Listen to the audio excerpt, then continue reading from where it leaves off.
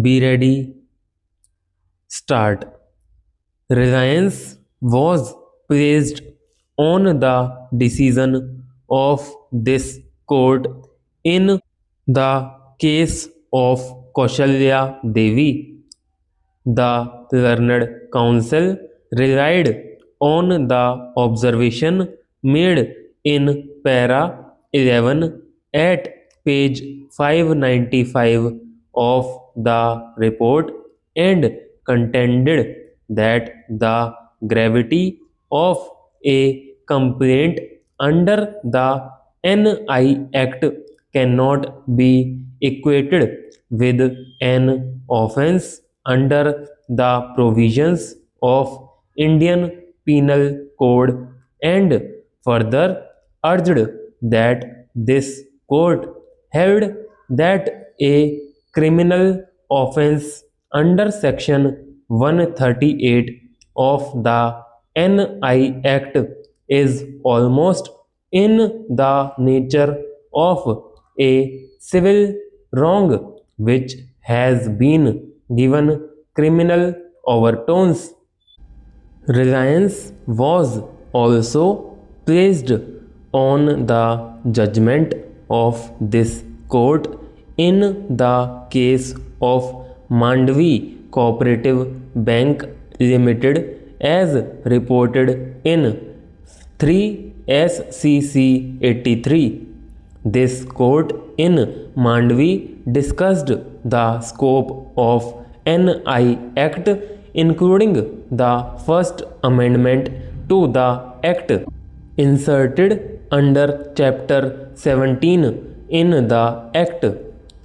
This court looked into the statement of objects and reasons introducing the amendment and noted the rationale for introduction of section 147 of NI Act.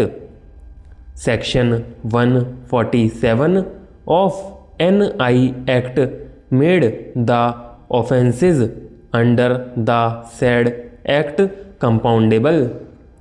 The court noted that from the statement and objects and reasons, it is clear that the Parliament became aware of the fact that the courts are not able to dispose of in a time bound manner large number of cases coming under the said act in view of the procedure in the act.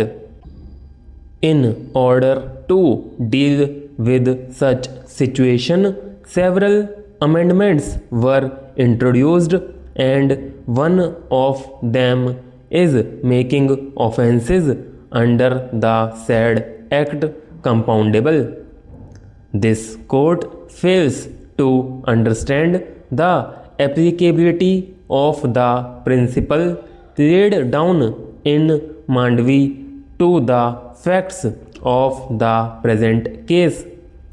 It is no doubt true that section 147 of the NI Act makes an offense under NI Act a compoundable one.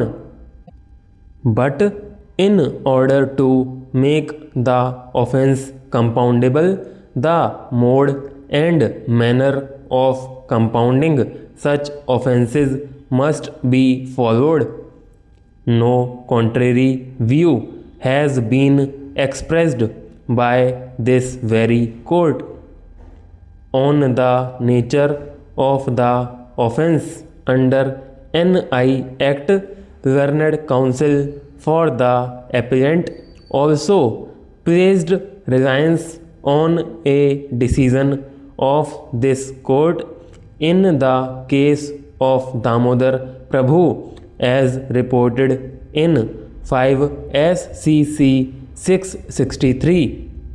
In paragraph 4, this court held that the dishonor of a check can be best described as a regulatory offense. The court also noted the situation that large number of cases involving dishonor of checks are choking the criminal justice system and putting an unprecedented strain on the judicial functioning. In paragraph 7 of the judgment, this court noted the submissions of the learned Attorney General to the extent that the court should frame certain guidelines so as to motivate the litigants from seeking compounding of the offense at an early stage of litigation and not at an unduly late stage. It was argued that if compounding is early, the pendency of arrears can be tackled. In paragraph 12 of Damodar case, this court dealt with the provision of section 147 of the NI Act and held that the same is an enabling provision for compounding of the offense and is an exception to the general rule 5 incorporated in subsection 9 of section 320 of the code. This court harmonized the provision of section 320 of the code along with section 147 of NI Act by saying that an offense which is not otherwise compoundable in view of the provisions of section 320 subsection 9 of the code has become compoundable in view of section 147 of NI Act, and to that extent section 147 of NI Act will override section 320 subsection 9 of the code, since section 147 of NI Act carries a new clause. This court, on the basis of the submissions of the learned Attorney General, framed certain guidelines for compounding of offense under section 138 of the NI Act.